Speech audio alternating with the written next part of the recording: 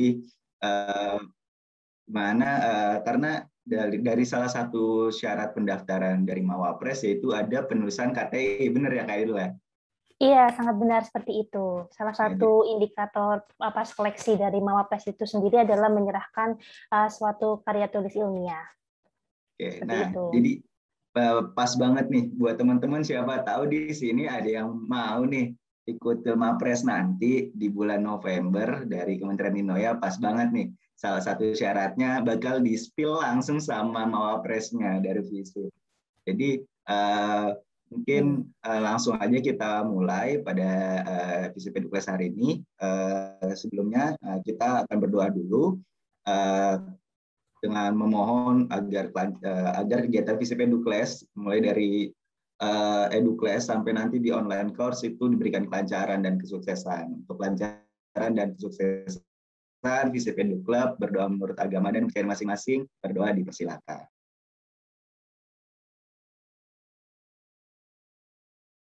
Berdoa dicukupkan. Mungkin langsung aja kepada Kak Edel untuk waktu dan layarnya dipersilahkan. Oke, jadi langsung to the point ya acaranya ini ya, nggak ada sesi pembukaan yang begitu panjang, langsung ke materinya. Oke teman-teman, hari ini saya akan coba untuk berbagi ya sharing-sharing ilmu ya kepada kalian semua, dan sebelumnya saya juga ingin memberikan suatu pengantar ya atau disclaimer bahwa saya ini juga masih dalam proses belajar, sehingga saya juga memohon maaf apabila nanti beberapa argumentasi maupun penjelasannya saya sampaikan masih belum cukup mengena bagi teman-teman. Tapi kalau di sini teman-teman ada yang memiliki pengetahuan lain di samping dari apa yang telah saya sampaikan, dipersilakan banget kok untuk menyampaikannya sama-sama di dalam forum ini. Oke, akan saya mulai saja ya setelah ini. Oh iya, apakah saya bisa dijadikan co-host terlebih dahulu agar saya dapat melakukan share screen? Oh iya Kak, sebentar ya Kak. Oh sudah Kak. Oke, terima kasih.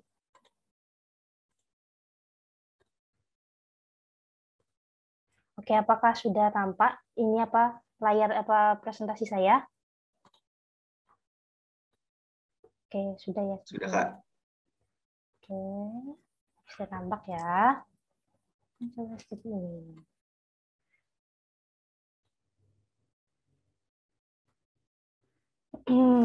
Oke. Sudah siap ya teman-teman semuanya, akan saya mulai saja. Kalau begitu, halo, selamat pagi saya ucapkan kepada seluruh partisipan Lokakarya FISIP Eduklub tahun 2021.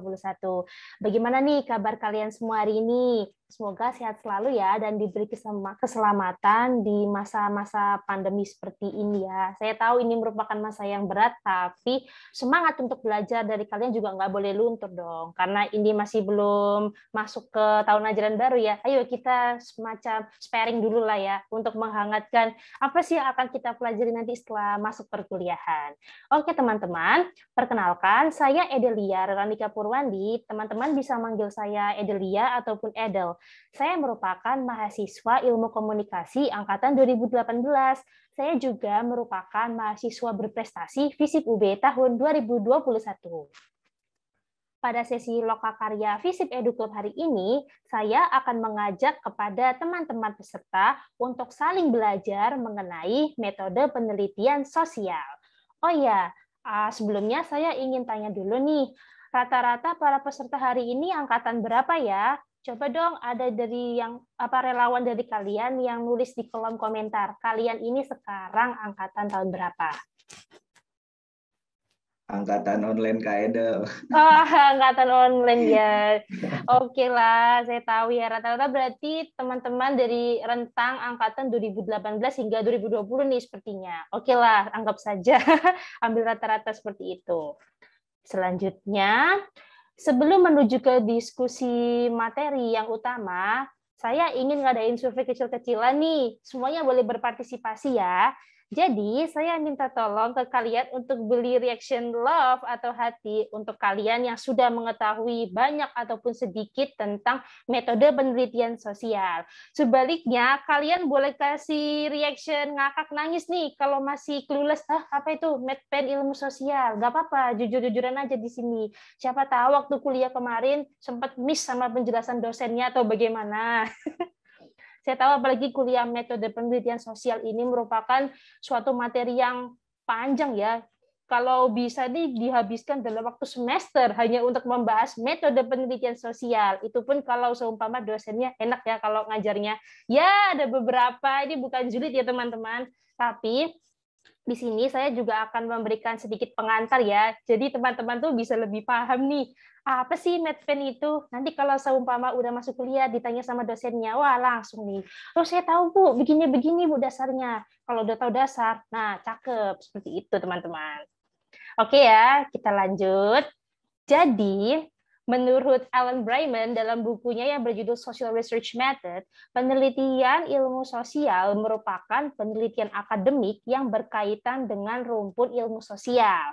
Nah, kalau dihubungkan dengan berbagai jurusan yang ada di FISIP UB, itu sudah mencakup 6 jurusan yang ada, seperti ilmu komunikasi, hubungan internasional, sosiologi, psikologi, ilmu politik, dan juga ilmu pemerintahan. Walaupun nanti biasanya dari berbagai jurusan tersebut akan menggunakan sejumlah tradisi metodologi yang berbeda-beda, seperti itu. Kalau dari saya di jurusan ilmu komunikasi, biasanya itu nanti ada 7 tradisi teori ilmu yang harus digunakan oleh mahasiswa ilmu komunikasi, baik dalam setiap mengerjakan tugas-tugas harian, UTS, UAS, maupun skripsi, seperti itu. Oke, tapi kalian pernah mikir nggak kenapa penelitian ilmu sosial itu ada dan terus berkembang, setidaknya dalam konteks global ya. Jadi seperti ini teman-teman, menurut hasil penelusuran serta pembacaan saya, kehidupan sosial kita ini kan sifatnya dinamis tuh. Dan setiap masanya itu akan menghasilkan produk hasil dari konstruksi sosial budaya pada suatu kelompok masyarakat. Dalam konteks akademik, diperlukan adanya suatu prosedur ilmiah untuk menjawab apa sih yang sebenarnya terjadi dalam kehidupan sosial kita. Boleh jadi nih, kita berusaha untuk mengusulkan suatu teori berdasarkan hasil kerja intelektual dalam mengamati suatu fenomena yang ada di masyarakat. Atau kita juga berusaha menyelaraskan suatu fenomena sosial dengan berbagai teori terdahulu. Nah, dalam menyusun suatu rancangan penelitian ilmu sosial, pasti diperlukan suatu landasan filosofis. Dengan tujuan apa sih itu? Jadi, landasan filosofis berguna sebagai landasan fundamental dari setiap rencana penelitian kita. Maksudnya adalah bagaimana seorang peneliti dapat mengarahkan penelitiannya untuk dapat dilihat dengan suatu cara pandang tertentu, teman-teman. Cara pandang tersebut dapat kita sebut sebagai paradigma filosofis. Oke, setelah ini saya akan paparkan ragam paradigma filosofis yang disitir dari pemikiran John Creswell pada bukunya yang berjudul Research Design, Qualitative, Quantitative, and Mixed Methods Approaches. Yang pertama adalah pasca positivisme. Mungkin beberapa dari kalian sudah pernah mendengar istilah positivismenya saja tanpa adanya embel-embel pasca. Jadi, pasca positivisme ini diprakarsai oleh pemikiran D.C. Phillips dan juga Nicholas C. Borbos dalam karyanya yang berjudul Post-Positivism and Educational Research. Paradigma ini muncul dengan asumsi awal bahwa tidak ada ilmu pengetahuan yang sifatnya absolut. Jadi nih teman-teman yang merasa mentang-mentang pengetahuannya paling benar, jangan begitu, jangan begitu teman-teman. Seorang peneliti yang di kelas dengan impact karya reputasi yang bermutu pun juga nggak pernah mengklaim ilmunya sebagai sesuatu yang absolut loh, seperti itu. Walaupun kebanyakan paradigma ini bersifat lebih biner dalam menjawab pertanyaan seperti iya atau tidak, setuju atau tidak dalam setiap memberikan jawaban. Karena pasca positivisme ini berusaha untuk menguji klaim dari suatu teori terdahulu. Hal tersebut dikarenakan paradigma positivisme menekankan pada penggunaan instrumen penelitian dengan variabel yang terukur. Paradigma pasca positivisme ini biasanya menjadi landasan filosofis dalam penelitian yang menggunakan pendekatan kuantitatif. Selanjutnya, yang kedua adalah paradigma konstruktivisme. Kalau dilihat dari makna konstruktivisme itu sendiri kan berarti membangun suatu rancang tertentu ya. Nah, asumsi awal dari kemunculan paradigma ini memang berusaha untuk memahami bagaimana cara dunia itu bekerja berdasarkan pengalaman dari individu yang akan menjadi partisipan kita dalam penelitian nanti. Konstruktivisme sendiri itu lahir dari sebuah pemikiran oleh seorang sosiolog berkebangsaan Austria Amerika yang bernama Peter L. Berger yang melalui karyanya berjudul The Social Construction of Reality. Nah, ini teman-teman kalau yang ada dari jurusan sosiologi maupun ilmu komunikasi pasti nggak asing nih mendengar nama-nama tersebut karena dalam mata pelajaran di sosiologi maupun komunikasi kita pernah mempelajari yang namanya suatu teori konstruksi sosial seperti itu. Ataupun kalian yang belum pernah belajar nanti juga pasti bakal ketemu sama teori ini, tenang aja. Oke. Konstruktivisme ini berfokus pada upaya untuk memahami latar belakang sosial budaya dan sejarah dari partisipan penelitian secara mendalam. Lalu, para peneliti ini dituntun untuk dapat membuat interpretasi atau penafsiran dari hasil penelusuran tersebut. Nah, konstruktivisme sendiri ini pada umumnya dijadikan landasan filosofis pada penelitian dengan pendekatan kualitatif. Oke, kita lanjut ke Salindia selanjutnya. Jadi ini yang ketiga ada paradigma pragmatik. Nah, paradigma ini diprakarsai oleh pemikiran Charles Sanders Peirce, William James, George Herbert Mead, and John Dewey. Jadi paradigma pragmatik ini menekankan pada proses penyelesaian masalah yang bersifat praktis nih teman-teman, ketimbang berusaha mengupas tuntas suatu metodologi penelitian secara mendalam. Asumsi dari paradigma ini berusaha untuk tidak berpihak pada suatu cara pandang filosofis tertentu, dan paradigma pragmatik umumnya ditemukan pada penelitian dengan pendekatan metode campuran atau mixed method.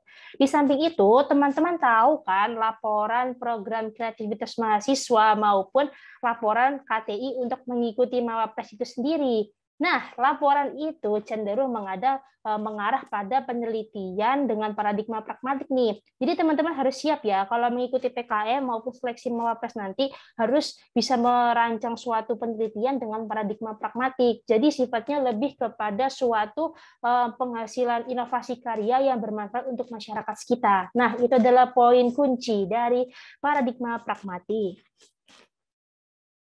Oke, selanjutnya saya akan menjelaskan dua pendekatan penelitian ilmu sosial menurut John Creswell dari buku yang telah saya sebutkan tadi. Yang pertama adalah pendekatan kualitatif. Nah, penelitian ini berusaha untuk menjabarkan hasil analisis fenomena sosial yang tidak dapat diukur dengan variabel-variabel statistik seperti yang dilakukan dengan pendekatan kuantitatif. Biasanya penelitian dengan pendekatan kualitatif ini terkait dengan geliat individu atau kelompok masyarakat dalam menciptakan makna dari suatu isu sosial secara mendalam.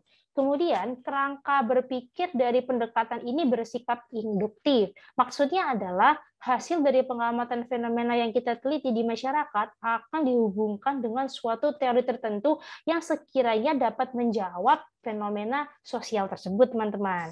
Oke, selanjutnya adalah pendekatan kuantitatif. Pendekatan ini berbeda dengan pendekatan kualitatif yang tidak menekankan pada penggunaan uji coba variabel maupun hipotesis, karena tujuan utamanya dari kuantitatif ini adalah berusaha untuk mendakwa atau menjustifikasi teori dengan menguji keabsahan hipotesis melalui variabel-variabel yang sudah ditentukan, teman-teman. Lalu, untuk menjawab hasil analisis, biasanya para peneliti dengan pendekatan kuantitatif akan menggunakan pertanyaan yang bersifat close-ended.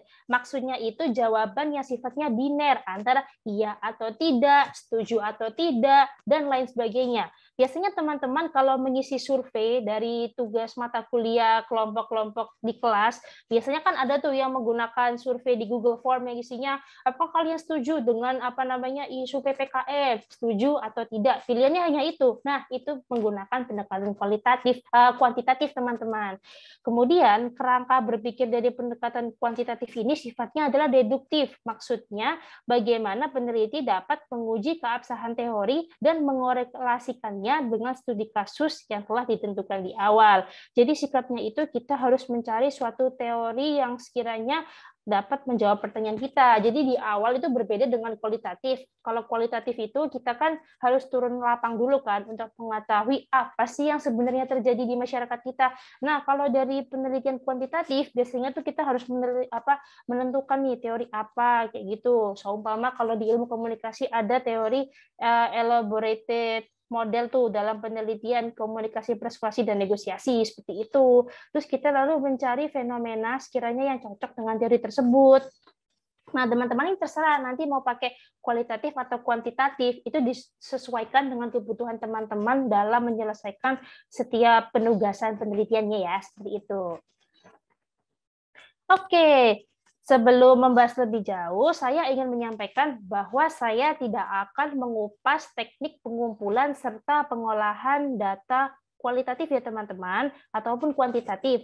Hal tersebut dikarenakan materi yang saya maksud tadi akan dibahas lebih lanjut pada Lokakarya FISIP Edu Club besok Selasa yang akan dibawakan oleh Kak Farhan Hatami. Jangan lupa ya, kalian datang dan dukung Kak Farhan Hatami agar ilmu kalian dapat lebih lengkap nih. Udah dapat penjelasan pengantar metodologi dari saya, kemudian besok juga mengikuti kelasnya Kak Farhan Hatami, seperti itu. Oh ya, setelah ini kita akan langsung lanjut ke pembahasan teknik analisis data penelitian kualitatif. Sebelumnya mungkin ada yang bertanya ya di antara kalian, kenapa sih kok saya pakainya penelitian kualitatif? Hal tersebut dikarenakan saya selaku pemateri hari ini memiliki pengalaman yang lebih dalam proses penelitian kualitatif ketimbang kuantitatif itu sendiri, teman-teman. Mungkin ke depannya teman-teman dari FISIP Edu Club nih dapat mengundang pemateri yang ahli dalam mengupas metode penelitian ilmu sosial dengan pendekatan kuantitatif ya suatu saat nanti. Oke, pada salin dia di layar terdapat 4 tahap analisis data penelitian kualitatif yang dapat teman-teman ikuti ya. Jadi yang pertama, teman-teman harus mempersiapkan hasil pengumpulan data yang telah diperoleh sebelumnya. Yang kedua, teman-teman harus mencari selubung besar atau konteks informasi yang diperoleh dari hasil pengamatan sebelumnya. Yang ketiga, kita bisa mulai langsung kategorisasi datanya. Dan yang keempat, teman-teman tidak boleh lupa untuk mengulas kembali kategorisasi data yang telah disusun sebelumnya. Tetap jaga pembahasan mereka agar tetap on point, jadi tidak mengerucut ke banyak hal. Jadi usahakan itu fokus pada satu hal yang teman-teman ingin bahas. Kemudian, bagaimana sih caranya untuk melakukan kategorisasi data? Karena ini juga menjadi banyak pertanyaan bagi mahasiswa, terutama mahasiswa yang sedang melakukan penelitian tugas akhir ya, seperti UTS, UAS, maupun skripsi. Jadi, berdasarkan dari hasil pembacaan saya, kita dapat melakukan kategorisasi data berdasarkan kecenderungan data yang bersifat general untuk dimengerti oleh banyak pihak. Lalu yang kedua, kecenderungan data yang bersifat baru dan memancing rasa penasaran pembaca. Jadi teman-teman juga harus mempertimbangkan unsur branding dari penelitian teman-teman sendiri agar penelitian itu dapat menarik para reviewer ataupun para pembaca untuk mengetahui lebih dalam apa sih yang sebenarnya teman-teman ini ingin teliti dan bahas, seperti itu.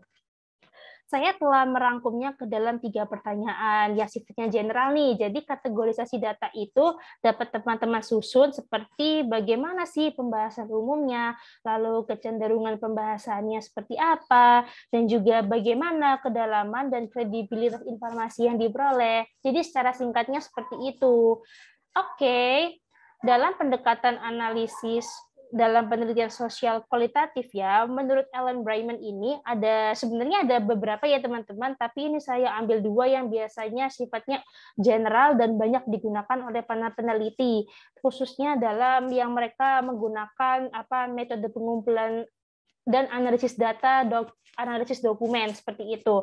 Jadi yang pertama ini ada analisis tematik dan juga analisis naratif. Untuk lebih lanjutnya nanti teman-teman akan saya berikan referensi agar dapat dibaca secara mandiri ya.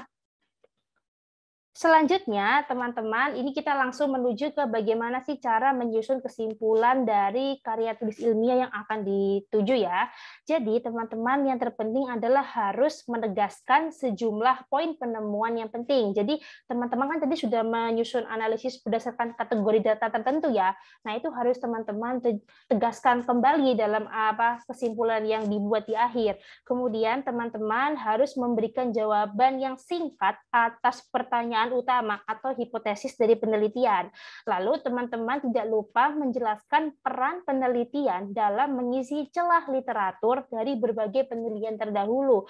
Karena teman-teman sebagai tugas utama seorang peneliti, kita itu harus mencari kebaruan dari berbagai kajian-kajian literatur yang sudah diproduksi sebelumnya. Sekiranya apa sih yang belum ada, miss atau kurang dari penelitian yang terdahulu. Misal nih ada contoh yang gampang, salah satu dosen kalian membuat karya ilmiah. Nah, kalian baca tuh jurnal-jurnal dosen kalian. Terus kalian menemukan ini masih ada yang kurang nih penjelasan dari dosen karya dosen saya, tidak relevan lah dengan situasi saat ini. Nah, boleh banget kalian tuh membuat argumentasi baru, tandingan nih, istilahnya membuat tulisan tandingan nih atas karya dosen teman-teman. Contohnya seperti itu. Tapi jangan lupa kalian juga membuat karya tandingan itu harus berdasarkan dari penyusunan metodologi ilmiah yang baik, seperti itu. Lalu teman-teman nggak boleh lupa nih, sudah berargumentasi secara panjang lebar, tapi teman-teman tidak boleh untuk denial ya, istilahnya atau nonchalant dalam mengakui kekurangan atau potensi penelitian yang sekiranya dapat dikembangkan di masa depan. Seperti itu, teman-teman. Jadi sebagai seorang peneliti yang bertanggung jawab, kalian juga harus dapat menjelaskan apa sih yang masih kurang dari penelitian kita dan juga sebaiknya memberikan rekomendasi kepada para peneliti lainnya agar dapat melengkapi apa yang sudah kita tulis sekarang. Seperti itu. Teman-teman, sebelum saya akhiri, sebetulnya saya berhubung ini adalah metode penelitian ilmu sosial ya. Saya ini sebetulnya ingin mengajak teman-teman untuk berdiskusi ya. Di balik semua penjelasan teori yang telah saya sampaikan tadi, ternyata masih terdapat masalah krusial yang ada di Indonesia dalam perkembangan metode penelitian ilmu sosial. Itu sangat miris kan, padahal kita anak FISIP tapi kebanyakan dari penelitian ini nih. Oke, aku tunjuk di slide setelah ini. Nah, ini dia. Jadi itu dialektika penelitian ilmu sosial ya. Ini ada bahan ajar video sebenarnya ya. Nggak lama, cuma 17 menit durasinya. Ini video dari Pak Martin Suryajaya. Beliau merupakan salah satu akademisi filsafat di Sekolah Tinggi Ilmu Filsafat Dryakara, Jakarta. Jadi dalam video ini Pak Martin menjelaskan kenapa sih ilmu sosial budaya kita itu nggak berkembang seperti ilmu-ilmu sosial yang ada di kehidupan barat. Karena teman-teman sadar nggak sih selama ini, kalau kita dalam menulis karya ilmiah itu selalu merujuk pada teori-teori keilmuan yang dibuat oleh akademisi dari barat. Betul nggak? Kayak tadi tuh penjelasannya saya dari Peter L. Berger, Creswell, Alan Brayman. Saya nggak menemukan tuh nama siapa Pak Rahmat Kriantono semisal, atau nama siapa dosen Pak Soleh itu dekan FISIP, seumpama seperti itu kan. Saya juga belum menemukan referensi itu. Serius, ini serius. Kalau Pak Rahmat Kriantono ada sih sebetulnya, cuman kebetulan saya belum memasukkan karena belum dapat referensinya saja sih ya. Semoga saya bisa melengkapi ya. Tapi saya kira pun Pak Rahmat Kriantono ini adalah dosen dari ilmu komunikasi juga melihat perspektif keilmuannya tuh dari akademisi barat sih setahu saya, kecuali di buku-buku terbarunya beliau ya, itu juga mulai mengangkat dari perspektif non barat seperti itu. Nah, kajian ini tuh akan masuk ke dalam kajian kritis bagi teman-teman yang minat untuk mempertanyakan segala masalah kehidupan ini secara mendalam. Kajian kritis cocok untuk kalian. Salah satunya seperti apa yang disampaikan oleh Pak Martin Suryajaya. Kayak gitu.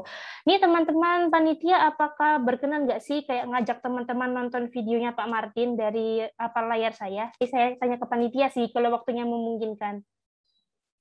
Boleh sih Kak, karena memang masih panjang waktunya.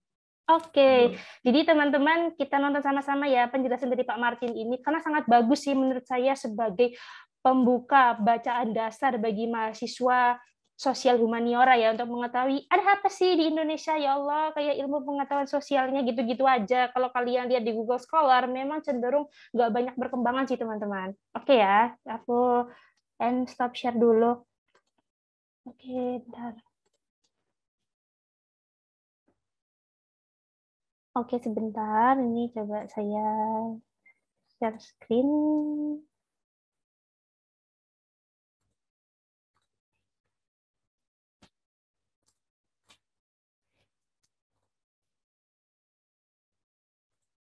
Oke, ini udah tampak ya? Apa belum? Sudah, Kak? Oke, ini aku full screen aja ya. Jadi ini nih, ini Pak Martin Sudijaya ya, kece nih, sumpah. Kaosnya kalau kalian baca itu, apa tulisannya itu? Sebentar ya. Continental, teman-teman. Continental itu tulisannya. Oke ya. Apa kau udah dengar? Apa suaranya udah terdengar ya, panitia atau teman-teman lain? Kecil sih, Kak, kalau di aku. Oke, aku... Kayaknya harus di share sound juga sih, Mbak, yang ada pengaturannya itu loh. Oke, itu gimana caranya ya? Wait. Di share screen-nya, terus di bagian basic ya kalau nggak salah itu kan ada bagian sound juga. Nah, itu diaktifin dulu, terus nanti baru bisa share screen. Oh, share Yang sound ini ya? ya, betul. Oke, aku coba dulu ya. Satu aliran dalam ilmu ekonomi yang mengkaji. Udah jelas belum? Udah, mantap. Nah, sudah. Mantap. Ayo sama-sama kita nonton ya. Apa penjelasan kenapa sih ilmu sosial kita mandek kayak nggak ada perkembangannya sama sekali. Karena rata-rata menunjuknya ke ilmu-ilmu barat terus kan. Sekali ya kita juga harus membawa angin segar ya. Ini tantangan buat generasi kita nih. Kita harus bisa memberikan kontribusi ilmu yang bermanfaat untuk bangsa kita dan juga dunia. Kita yuk Salik lanjut aja. Hubungan ketergantungan antara negara dunia ketiga, negeri bekas jajahan, dengan negara dunia pertama, negeri bekas penjajah gitu. Hubungan ketergantungan ini terekspresikan dalam relasi perdagangan di mana negara dunia ketiga itu mengekspor bahan baku, karet, hasil bumi dan seterusnya, minyak dan seterusnya itu, dan negara dunia pertama mengolahnya menjadi produk jadi ya, menjadi barang jadi yang kemudian diekspor kembali ke negara dunia ketiga dengan harga yang lebih mahal. Dengan ekspertis yang mereka punya, keahlian yang mereka punya, dan kita tidak punya semacam ekspertis yang lebih tinggi dari mereka gitu, sehingga hubungan ini terus terpelihara, suatu hubungan ketergantungan. Nah, hal yang sama terjadi juga sebetulnya di dalam ilmu sosial budaya, yaitu ketika negeri dunia ketiga seperti kita itu mengekspor berbagai macam data informasi tentang masyarakat, dan negara dunia pertama melakukan teoritisasi terhadap data itu, menghasilkan suatu teori yang berlaku umum yang kemudian kita impor, kita jadikan bahan metode penelitian kita ketika kita menjalankan riset-riset sosial budaya selanjutnya. Nah, relasi ketergantungan inilah yang sebetulnya menjadi masalah utama kenapa ilmu sosial kita, ilmu budaya kita sebagai ilmu itu seperti jalan di tempat.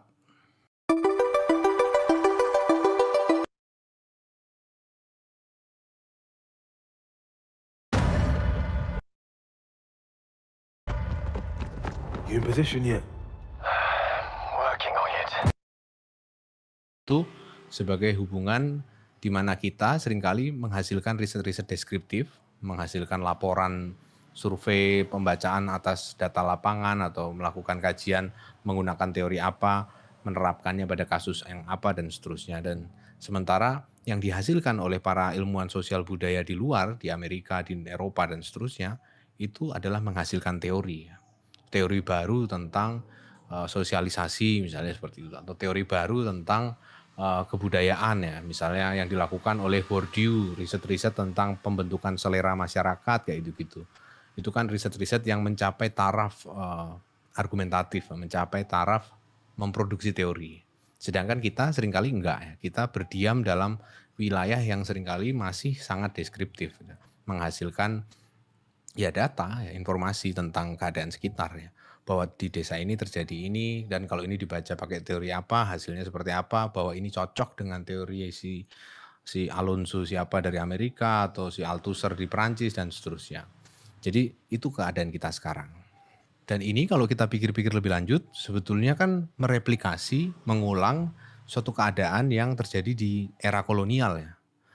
Pembagian kerja yang terwujud di masa kolonial antara para intelektual negeri terjajah dengan para penjajahnya, itu kan sebenarnya pembagian kerja antara pengumpul informasi dan teoritisi. Ya. Contoh sederhananya ketika misalnya Belanda itu datang ke Indonesia melakukan riset tentang bahasa Jawa ya. Itu dengan mendatangkan para filolog dan seterusnya itu mereka mempekerjakan informan lokal ya. Salah satunya adalah informan lokal di bidang bahasa itu Ronggo Warsito ya, pujangga penutup sastra Jawa itu. Dia adalah informan lokal untuk para filolog Belanda yang mau belajar tentang Sanskerta, evolusi bahasa Jawa dan seterusnya.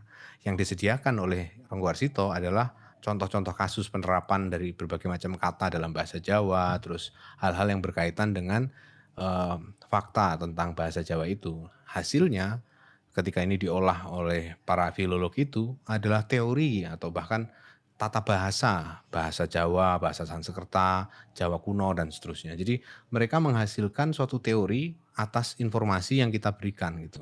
Dan di sini kan kita lihat ya ada hubungan antara yang sifatnya deskriptif dan yang sifatnya argumentatif.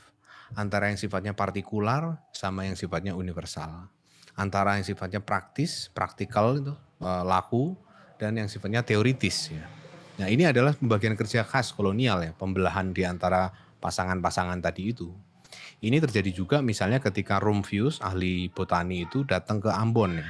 Dan di sana dia membuat suatu kajian tentang botani di Ambon ya. Herbarium apa gitu bukunya. Dan di buku itu sebetulnya informasinya itu sebetulnya datang dari orang-orang lokal ya. Pengetahuan masyarakat setempat, masyarakat Ambon tentang aneka jenis pala, lada, cengkeh dan seterusnya itu. Jadi aneka bentuk rempah-rempah lokal dan semua itu yang kemudian dikodifikasi, diberi nama Latin, dijadikan suatu teori tentang botani oleh si Rumphius dan dibawa ke Eropa gitu.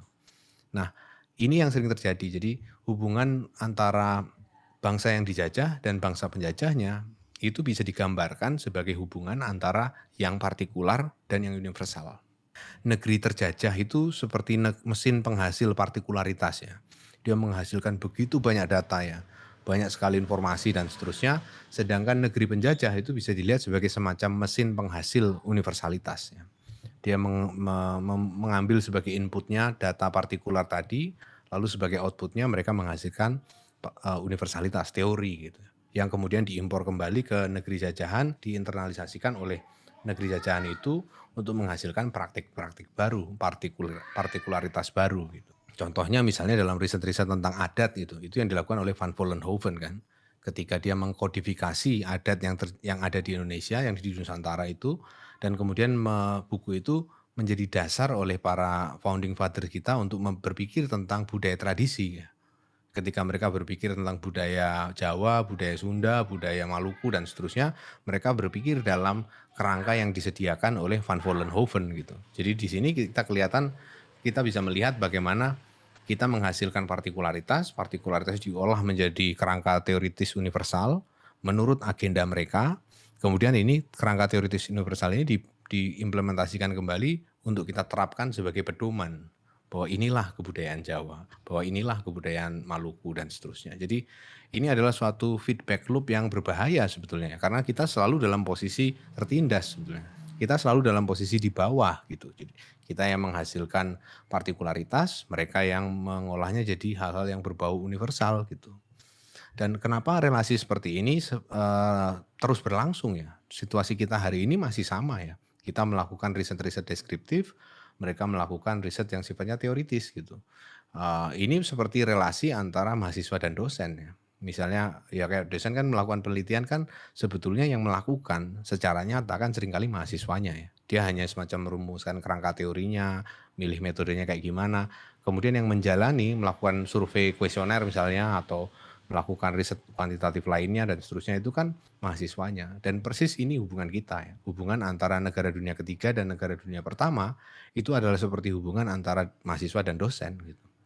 Nah, kita menghasilkan riset-riset deskriptif, mereka menghasilkan semacam kesimpulan-kesimpulan teoritik gitu. Dan kita itu konyolnya seringkali dengan bangga mengimpor teori-teori itu ya.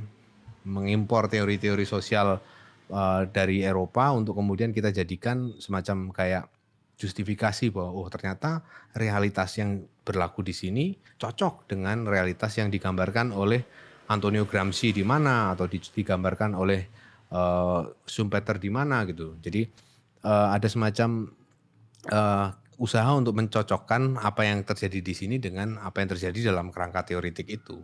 Atau bisa sebaliknya, kita merasa bangga menemukan hal-hal yang tidak tergambar dalam teori itu. Bahwa dalam teorinya Clifford Geertz tentang Jawa, realitas ini tidak muncul gitu. Bahwa di desa ini, di kampung ini ada praktik sosial yang menyalahi teorinya Geertz, menyalahi teorinya siapa lagi kayak gitu. Dan itu wilayah kita ya. Melakukan konfirmasi dengan kata lain, bukan menghasilkan teori. Entah itu konfirmasi positif terhadap teori atau konfirmasi negatif bahwa teorinya tidak berlaku untuk kasus A, B, C, dan seterusnya. Tapi tetap wilayahnya adalah konfirmasi teori, bukan menghasilkan teori. Ini adalah langkah yang sama yang dilakukan oleh era Orde Baru oleh para teknokratnya ya. Misalnya mereka mentransformasi atau menerapkan teori dari Rostow ya, dari ahli ekonomi dari Amerika itu, yang menteorikan tentang tahap-tahap perkembangan negara dunia ketiga kan, tahap-tahap pembangunan gitu. Ada tahap lepas landas dan tinggal landas dan seterusnya itu, dan itu yang kemudian diterapkan untuk membaca realitas ekonomi di Indonesia kan, digunakan untuk menyusun kebijakan ekonomi di Indonesia gitu. Ini kan logikanya sama ya, sama dengan aktivis sosial gerakan yang di tahun 80-an 90-an mengimpor teori-teori dari Althusser, Polanza, terus dari berbagai macam teori tentang Gramsci, tentang segala macam termasuk juga dependensi ya tadi itu, dan menggunakannya untuk membaca situasi di sini gitu. Logikanya sama, yaitu mempraktikkan teori ya. Bagaimana suatu teori yang dihasilkan di luar bisa diimpor ke sini untuk menghasilkan pembacaan terhadap kenyataan yang ada gitu. Logikanya yang mengatur para aktivis sosial gerakan di tahun 80-90-an dan logikanya para teknokrat Orde Baru sebetulnya itu sama, yaitu tadi mempraktikkan teori. Nah ini kan sebetulnya bermasalah ya, hubungan yang toksik banget gitu. Kenapa saya sebut toksik? Karena sebetulnya kita itu tergantung sekali dengan apa yang terjadi di sana, di Eropa gitu.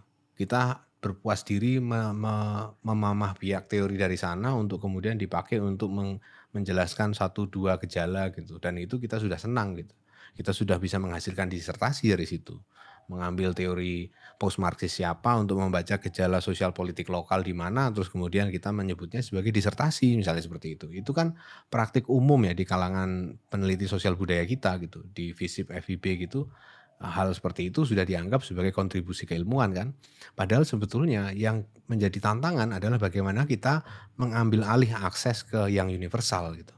Kita bisa melakukan universalisasi, melakukan teoretisasi dan seterusnya. Itu yang harusnya menjadi tantangan kita kalau kita mau mematahkan hubungan ketergantungan antara negara dunia ketiga dan pertama tadi itu. Jadi kita mesti bisa mulai mengangkat khasanah yang ada, potensi yang ada di sekitar dan merumuskannya menjadi suatu teori. Dan ini tantangannya. Bagaimana caranya menteorikan praktik, bukan mempraktekkan teori. Kita sudah selesai lah ya dengan mempraktikkan teori, semuanya juga bisa melakukan itu. Sekarang yang tantangannya adalah bagi intelektual adalah bagaimana kita bisa menghasilkan teori dari praktik yang ada gitu. Tidak membiarkannya lepas-lepas begitu saja sebagai partikularitas, tetapi bisa dikonsolidasikan menjadi suatu teori baru tentang perubahan sosial misalnya, tentang lingkungan misalnya, atau tentang filsafat misalnya dan seterusnya. Jadi masuk mewarnai wilayah universal itu gitu. Tidak berpuas diri di ranah yang partikular tadi. Ini juga berkaitan mungkin dengan suatu gejala di tahun 80-an 90-an ya. Kenapa misalnya kita cenderung berpuas diri berkubang di ranah partikular ya, dan cenderung bahkan merayakan ya. Kenapa kita bisa merayakan riset-riset deskriptif, riset-riset tentang berbagai macam praktik-praktik eksepsional di satu desa tertentu atau di dalam masyarakat suku mana yang berbeda dari teori si antropolog apa dan seterusnya gitu. Kan wilayah kita adalah itu ya, melakukan riset deskriptif semacam itu. Ini ada kemungkinan berkaitan dengan postmodernisme ya. Jadi ketika akhir 80-an 90-an awal itu kan postmodernisme masuk ke Indonesia. Dan salah satu basic tenet dari postmodernisme adalah merayakan partikularitas ya, menolak narasi besar ya. Narasi tentang suatu hal yang universal, narasi tentang progres, kemajuan sosial gitu kan ditolak semuanya. Mereka mengutamakan narasi tentang hal-hal yang berbau lokal, yang partikular dan seterusnya gitu. Nah, inilah yang diadopsi dengan senang hati oleh para ilmuwan sosial kita sepertinya.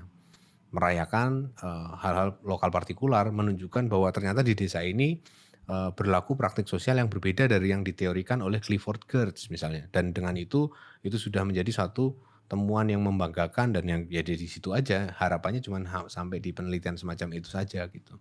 Padahal sebetulnya ini mereplikasi kondisi-kondisi kolonial ya. Kondisi di mana kita berpuas diri dengan riset pengumpulan data kan. Menjadi informan kolonial ya. Informan bagi para pembangun teori gitu. Kita bisa memberikan informasi positif, misalnya bahwa teori ini berlaku untuk kasus A gitu. Atau kita juga bisa sebaliknya memberikan informasi yang negatif gitu, bahwa teori ini tidak berlaku untuk kasus B gitu. Dan inilah yang dilakukan kan seringkali, menunjukkan eksepsi-eksepsi bagi teori itu untuk terjadi di suatu wilayah sosial tertentu dan merasa bahwa itulah yang dihasilkan kontribusi keilmuannya dan seterusnya. Padahal kan harusnya berani maju satu langkah lagi gitu. Tidak berpuas diri dengan kondisi ketergantungan ini, tetapi bisa melangkah lebih jauh untuk menghasilkan teori, menteorikan praktik, bukan sekedar mempraktikkan teori. Gitu. Contoh sederhananya adalah apa yang dilakukan oleh orang bernama Mujair ya, di tahun 50-an di Blitar kalau nggak salah di Jawa Timur. Dia ini adalah seorang pedagang sate sebetulnya. Dia pedagang sate yang di tahun 50-an itu karena kebetulan dia juga suka berjudi lalu bangkrut dagang satenya. Kemudian dia sering menyepi, melakukan tirakat di pinggir pantai di Blitar sana. Dan kemudian di sana dia melihat suatu ikan yang menarik perhatiannya. Ikan itu bisa membawa anak-anaknya itu di dalam mulutnya gitu ya. Induknya itu membawa anaknya yang masih kecil-kecil itu di dalam mulutnya untuk berlindung gitu. Nah, dia ingin memelihara ikan itu. Tapi ikan itu kan hidup di air laut ya. Bagaimana caranya supaya dia bisa hidup di air tawar gitu. Sedangkan dia rumahnya adalah sekitar 30 kilo dari pantai gitu. Nah, maka dia lakukanlah eksperimen. Ikan itu dia bawa sebagai beberapa belas ikan itu, kemudian dia ternakkan di sana, dia budidayakan. Bisa enggak gitu. Nah, gagal terus dia coba lagi sampai akhirnya belasan generasi ikan itu dia berhasil mengubah ikan itu habitatnya dari yang semula air laut ke air tawar atau air payau saya lupa. Dan disitulah ikan itu kita kenal hari ini dengan nama ikan mujair, ikannya Pak Mujair itu. Ini adalah contoh ya bagaimana pengetahuan tentang lokalitas, tentang hal setempat gitu ya, pengetahuan tentang ikan yang hidup di sana, cuacanya seperti apa, kondisi wilayah yang ada di sana seperti apa, terus pengetahuan turun-temurun tentang cara mengelola ikan dan seterusnya budidaya ikan itu bercampur bisa dikonsolidasikan menjadi suatu spesies baru yang disebut sebagai ikan mujair itu. Ini adalah contoh konkret bagaimana kita bisa menteorikan praktik ya. Berangkat dari praktik lokal vernakular yang beraneka ragam, kita akhirnya membangun suatu hal yang baru. Dan hasilnya adalah dalam hal Pak Mujair ini adalah bahkan spesies baru, bukan hanya teori baru ya. Ya, ini yang sebetulnya hal semacam ini yang harusnya kita dorong ke depannya. Ya. Artinya kita tidak lagi berpuas dengan merayakan partikularitas, tapi menghasilkan satu kontribusi yang sifatnya universal. Gitu. Kita berani melakukan klaim terhadap hal-hal yang sifatnya universal, berani bertanding di tingkat yang teoritik, gitu. Bukan hanya yang deskriptif, bukan hanya yang sifatnya faktual saja gitu. Berani membongkar satu wilayah baru, penyelidikan baru berdasarkan kekayaan dan keterbatasan yang ada gitu. Dan dengan cara itulah kita bisa menghasilkan suatu kontribusi yang nyata dalam perkembangan ilmu pengetahuan gitu. Bukan sekedar merepetisi teori yang ada, kita terima, kita olah menjadi diterapkan untuk kasus yang ada di Indonesia, tetapi menjadikan Indonesia bahan baku untuk sebuah teori, mengangkatnya pada tingkat teori. Oke, jadi tadi itu adalah ya cuplikan yang durasinya lumayan mengenai apa sih sebenarnya yang terjadi dengan perkembangan ilmu pengetahuan sosial budaya di Indonesia.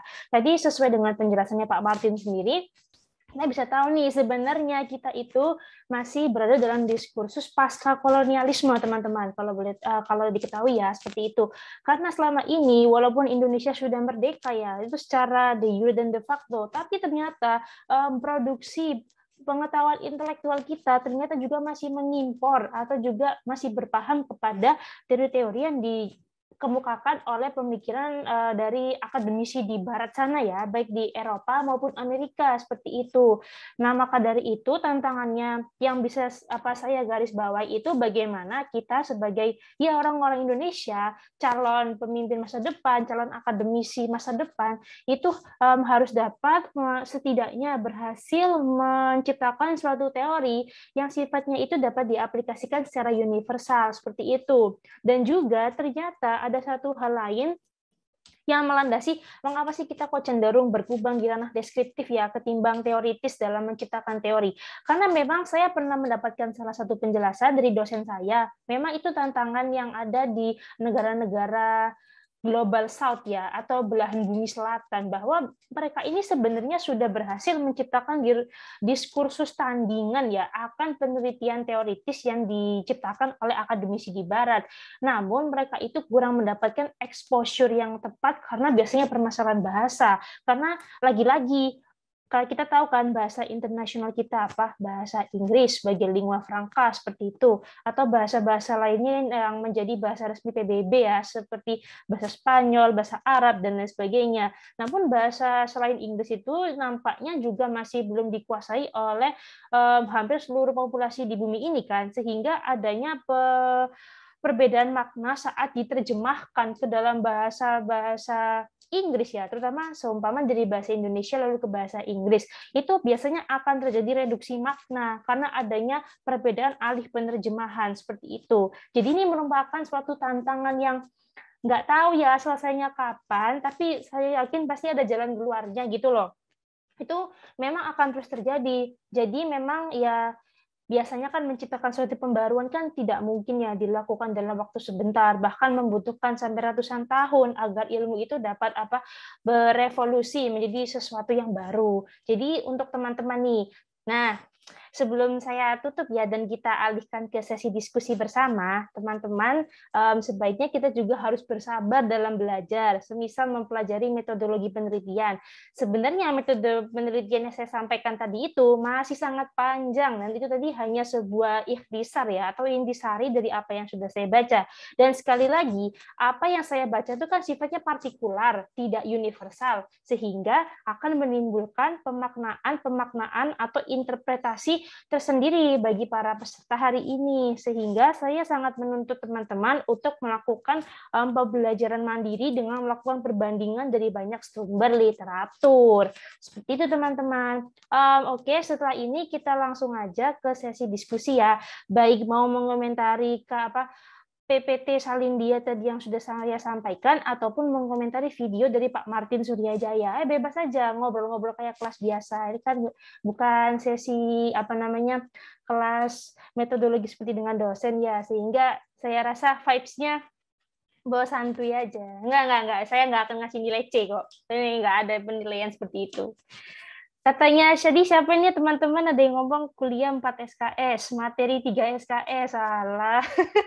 Nggak ada. Kita anggap aja ini materi bebas SKS karena sifatnya ayo kita sama-sama diskusi, belajar bareng.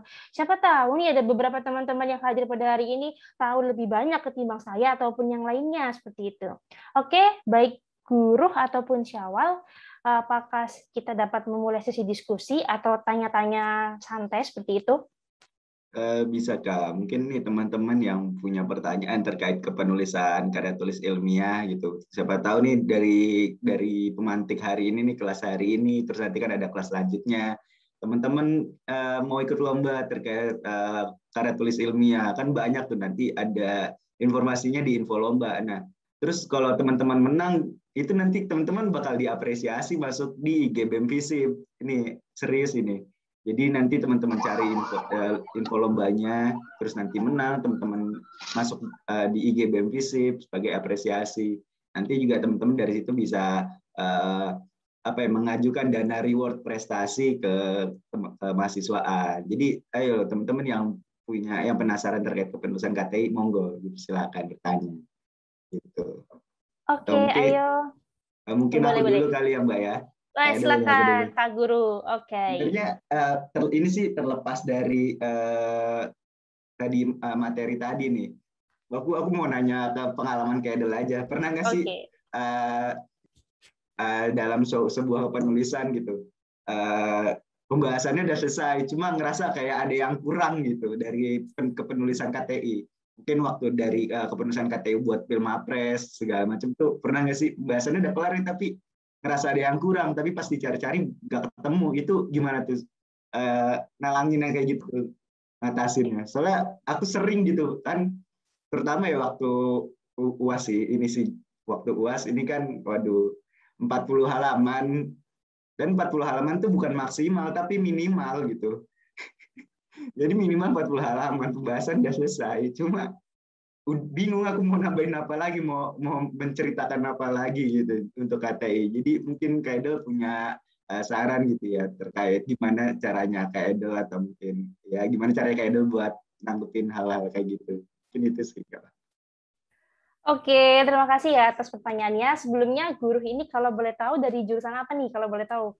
Ilmu politik, Kak. Astagfirullah, itu 40 halaman kalian mau buat apa? Mau buat itu tuh biasanya ya standarnya untuk mahasiswa pascasarjana, tugas 40 halaman tuh. Jadi ini serius. Saya tuh sering kayak denger-denger dari dosen-dosen saya 40 halaman tuh mah pekerjaan apa anak-anak S2 seperti itu. Bahkan tuh kayak membuat laporan magang ataupun skripsi, ya memang pasti di atas 40 ya. Tapi itu kan butuhnya juga waktu berbulan-bulan. Nah, kalau boleh tahu nih Guru, berapa lama waktu yang dibutuhkan untuk menyelesaikan 40 halaman itu? Wah, sebenarnya ya, jadi tugasnya gini Kak Idol, mungkin aku ceritain dulu awalnya. Jadi awalnya Oke. tugasnya buat ngerjain proposal penelitian. Oke lah, itu di setengah semester. Proposal penelitian, terus lanjutlah ada pemateri tentang gimana cara yang menganalisis data segala macam. Itu kurang lebih waktu dikasih tugas itu 1 bulan. Iya, cukup singkat kan ya untuk 1 bulan dengan 40 halaman menulis karya tulis, bahkan jatuhnya ya penelitian gitu. Nah. Oke, saya bisa terhubung dengan masalahnya guru maupun teman-teman yang lain terkait penugasan yang diberikan oleh dosen terkadang nonsens ya seperti itu. Ya, saya bisa memahami karena saya juga pernah mengalami hal tersebut ya. Apalagi mahasiswa semester akhir nih kan juga harus membuat laporan magang dan juga persiapan skripsi. Jadi harus persiapan persiapan fisik dan mental. Oke, kalau masalah takutnya ada kejenuhan ya dalam mencari ide seperti tadi yang disampaikan guru bahwa sepertinya aku sudah nulis banyak nih, tapi kok kayaknya masih ada yang kurang ya. Nah, memang tidak ada jalan lain yang dapat kita lakukan selain melakukan konsultasi dengan orang-orang yang lebih mengerti terhadap metode penelitian ya. Baik itu kepada dosen, minimal dosen, ataupun kepada kakak-kakak tingkat kalian yang memiliki pengalaman dalam bidang serupa. Dan juga agak ekstrim sih, 1 bulan 40 halaman itu sumpah ya. Maksudnya memang semoga tapi kamu terlatih nih, jadi nanti untuk skripsi ataupun untuk laporan magang udah siap lah, cepet, bahkan seminggu udah jadi ya. Pak, saya ujiannya Pak, langsung gitu mantul kan, siapa tahu anggap aja itu latihan. Karena nanti kalau teman-teman yang mau lanjut pascasarjana S2 tuh beban kerjanya jauh lebih lebih absurd gitu, dan membutuhkan upaya produksi karya intelektual yang lebih mendalam daripada S1 seperti itu teman-teman. Jadi caranya memang kalau saya pribadi kemarin waktu mengikuti Mawapres ya, saya kan membuat karya tulis tuh, sampai tuh yang mengalami namanya kebuntuan, ini masuknya jatuhnya ke teori apa, bingung kan, kayak karena merasa masih perlu banyak yang dipelajari. Akhirnya saya kemarin sempat berdiskusi dengan dosen pembimbing saya, lalu juga kemarin dengan wakil dekan 2 Bu Iva itu, ketika itu udah masuk ke ranah lomba Mawapres di universitas ya. Jadi saya sangat memperoleh banyak masukan dari beliau, atau kalian juga outsource nih, istilahnya boleh tanya-tanya ke dosen lain yang ngajar di mata kuliah kalian, atau dosen-dosen kenalan kalian dari berbagai jurusan gitu. Jadi nggak masalah, banyak bertanya tuh justru akan membuka jalan kalian untuk menyelesaikan masalah seperti itu. Dan juga memang ya saya tahu kita ini kan masih S1.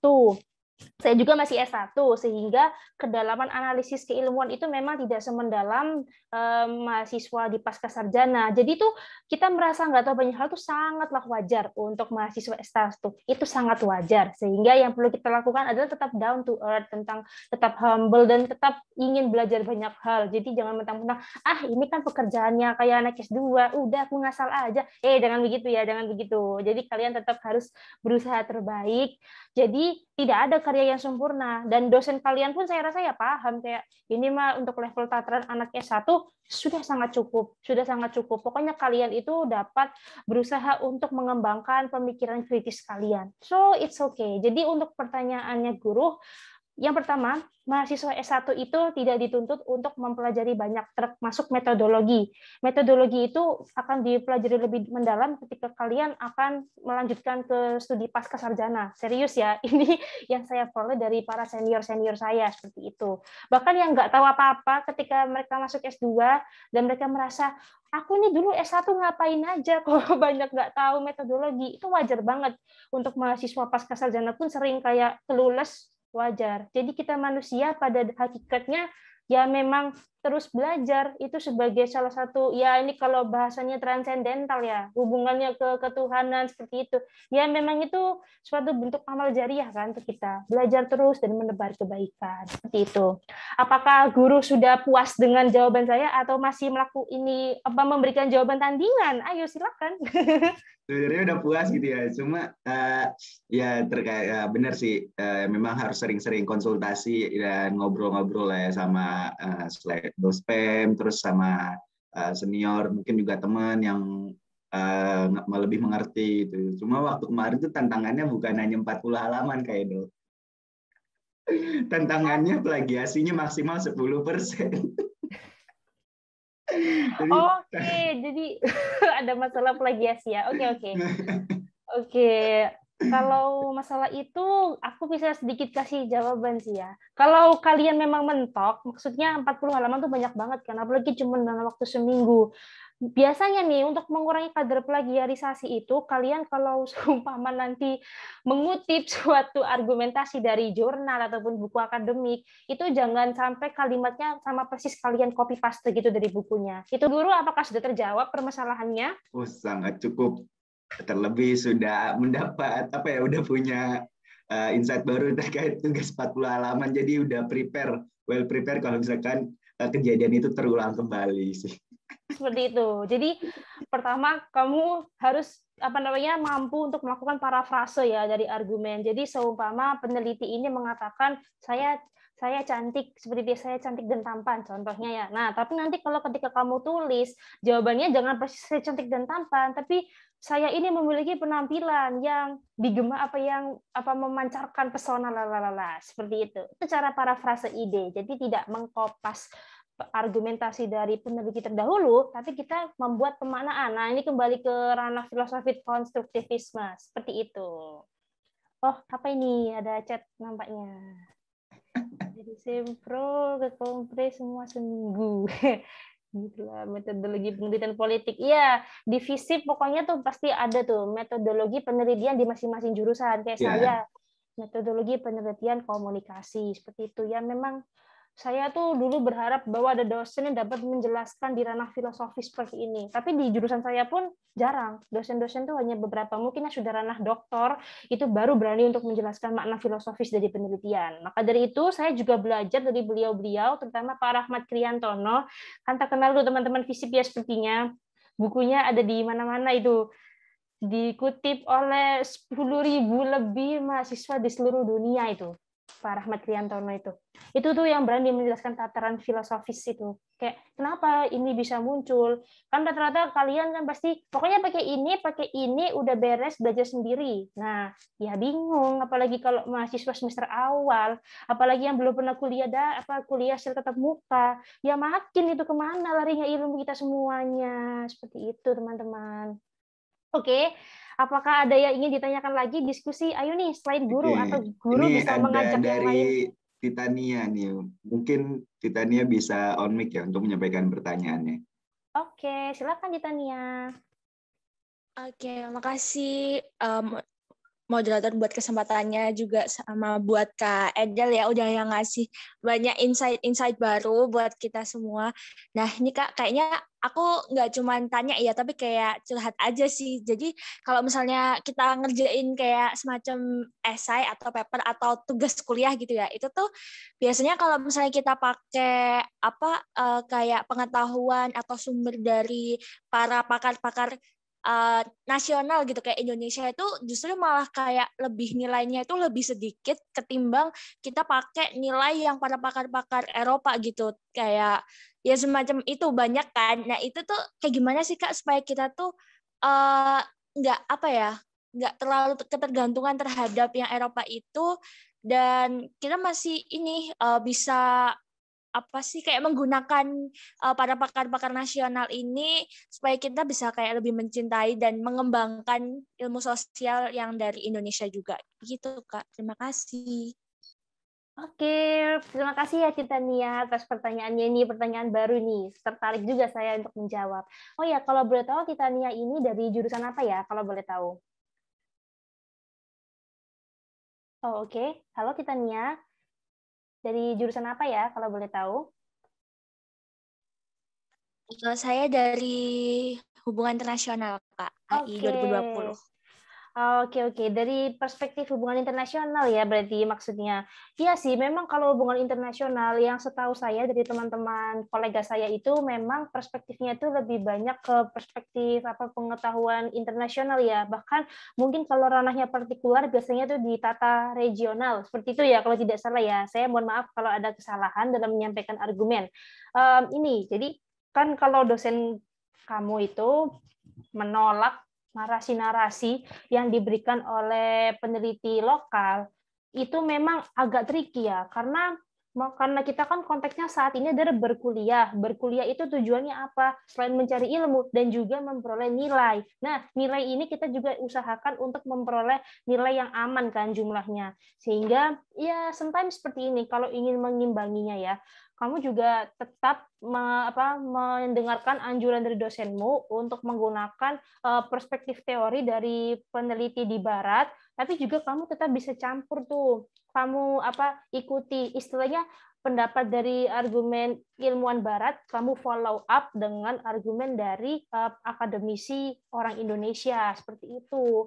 Kalau memang kamu berhasil membujuk dosenmu atau berhasil meyakinkan dosenmu dengan argumentasi peneliti dari Indonesia, kalau kamu berhasil meyakinkan, saya rasa dosen kamu ini juga akan terbuka sih dengan jawaban kamu, terlepas dari apakah nilainya ada yang berbeda ya. Ya walaupun menurut saya praktek seperti itu juga seharusnya itu berusaha untuk tidak diternak-biakkan ya seperti itu, karena kita sebagai orang sosum nih terbiasa open minded ya katanya orang-orang sono kan, anak fisip, udah dari penampilan pun kita juga dibanding anak-anak dari jurusan saintek ya seperti itu. Ini tapi sekali lagi nih cuma stigma ya, saya nggak berusaha untuk mengeneralisasi orang-orang. Tapi ya memang seperti itu, kamu harus bisa membuat keseimbangan ya antara pemberian argumentasi dari para teolog di barat dengan para teolog di Indonesia. Soalnya menghasilkan teori, maksudnya seperti itu, mohon maaf, bukan teolog. Nah, jadi seperti itu. Apakah tadi jawabannya sudah jelas atau ada yang ingin ditambahkan dari penyampaian saya? Titania, oke. Apakah masih di ruangan ini?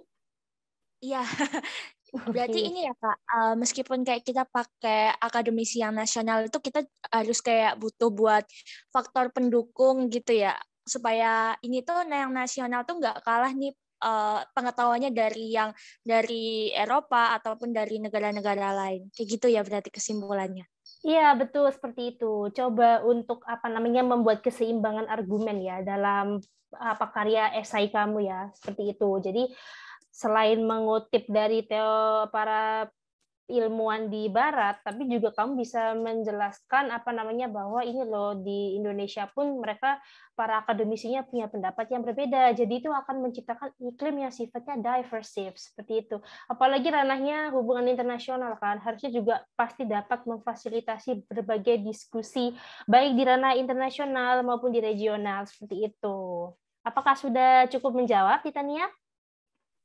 Cukup, Kak. Terima kasih, Kak, atas jawabannya. Oke, terima kasih kembali ya. Semoga ke depannya tidak kelulus lagi ya, teman-teman, untuk mengakali setiap permasalahan yang sifatnya harus diselesaikan secara praktis seperti itu.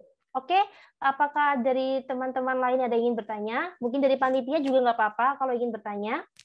Mungkin teman-teman yang lain yang mau bertanya, monggo dipersilakan, mumpung ada apa ya, mau apres lah ini. Wah, ini sangat sayang gitu kalau misalkan dilewatkan gitu sesi hari ini nih. Monggo teman-teman yang mau Oke, bertanya. teman-teman. Saya juga berusaha untuk memfasilitasi diskusi teman-teman. Saya tidak menganggap argumen saya ini yang paling absolut kebenarannya. Kalian juga tidak harus menerima apa yang disampaikan dengan mentah-mentah. Oleh karena itu, saya harapkan teman-teman juga mampu melakukan proses pembelajaran independen. Seperti itu, pembelajaran mandiri. Jadi melengkapi apa yang telah saya sampaikan sebelumnya. Oke, yang lain dipersilakan boleh lewat on mic maupun lewat chat ya. Bebas aja, mau bertanya, mau curhat masalah kuliah, atau mencari jalan keluar atas keputusasaan kalian selama ini dalam mengerjakan metodologi penelitian ilmu sosial, seperti itu, boleh. Yang teman-teman angkatan 18 yang mau skripsi, boleh, ayo kita sama-sama berjuang. Kita sama-sama cari tahu caranya gimana, gitu. Gak apa-apa, sifatnya mau yang teori atau praktis, selama saya bisa jawab, akan coba saya jawab, seperti itu. Oke, teman-teman. Ini sepertinya, oke. Apakah sudah ada di kolom chat? Belum ada ya?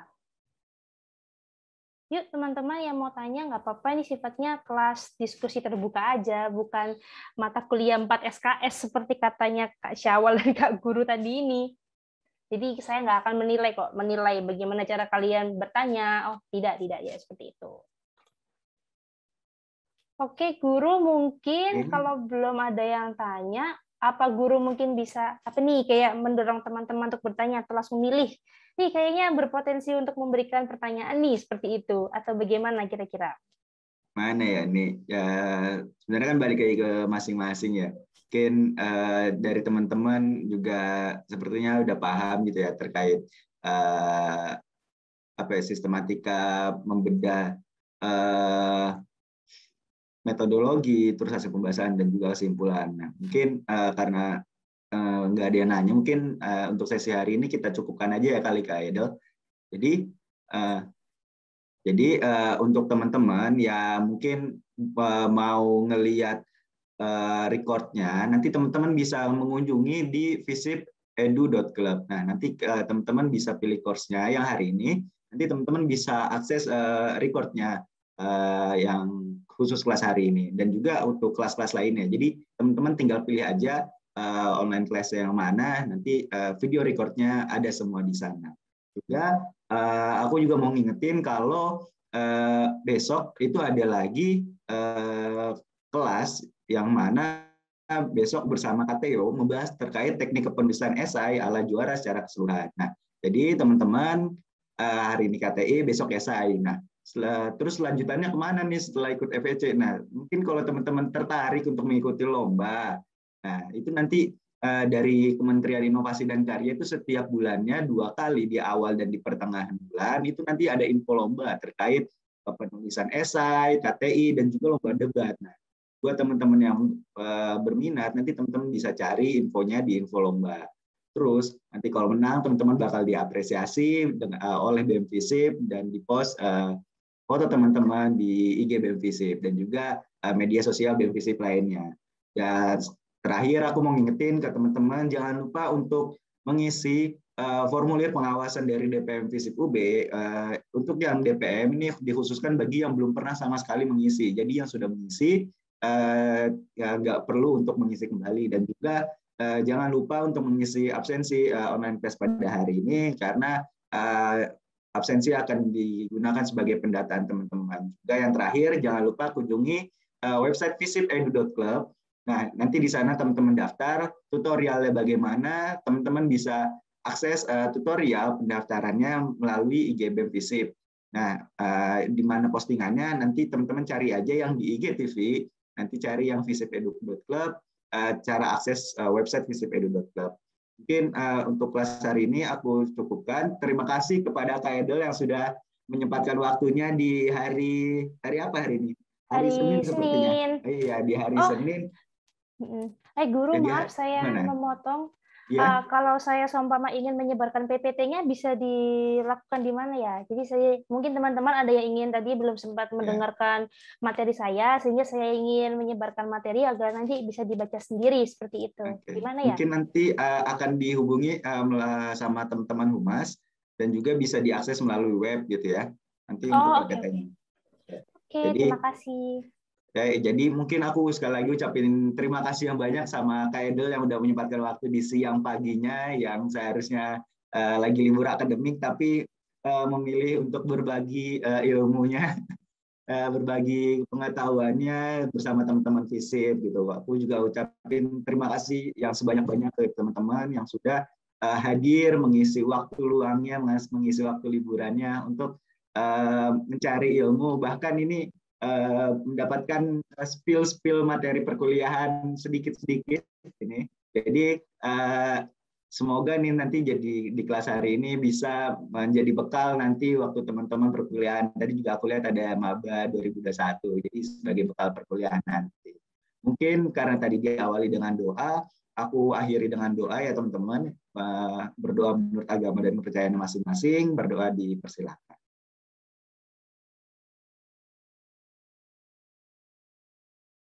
Berdoa tidak pernah selesai. Aku sekali lagi ucapin terima kasih ke Kak Idol dan teman-teman. Mungkin terakhir kita foto bareng. Mungkin teman-teman bisa on cam gitu ya untuk dokumentasi dari kegiatan hari ini. Ayo teman-teman. Yang bisa on cam yuk on cam. Atau jangan-jangan belum pada mandi ini teman-teman di sini. Waduh. Sama kayak moderatornya kalau kayak gitu jadinya. Masa belum mandi teman-teman. Belum mandi baunya nggak bakal kecium seperti ini kok. Cuma screenshot kok. Bisa pakai filter kalau sekiranya mau ada touch up gitu. Betul. Oke. Ayo, mungkin Brilian. Nih ada Syawal juga nih, ada Syawal Ahmad nih. Ada Syawal. Saja, terus Zahin, Dinda, yang lain. Oke, mungkin. Oke, aku tunggu sampai 11.16 ya teman-teman ya. Mungkin kalau udah itu ya sudah gitu ya. 11.16 kita screenshot ya teman-teman.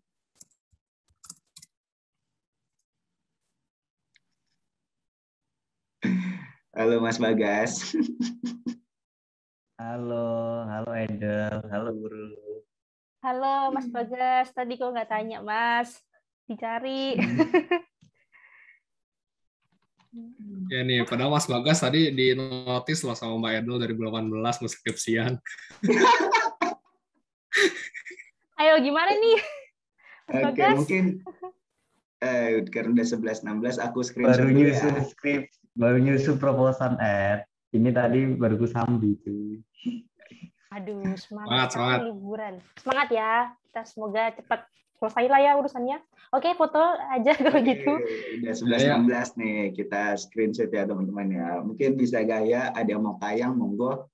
1, 2, 3. Oke, sekali lagi 1, 2, 3. Oke, terima kasih teman-teman. Thank you. Ini Syawal. Halo Syawal. Halo Syawal. Mungkin aku tutup dulu ya. Mungkin setelah ini bisa kita ngobrol-ngobrol bareng gitu ya. Ya, terima kasih ya teman-teman semuanya yang telah hadir. Terima kasih.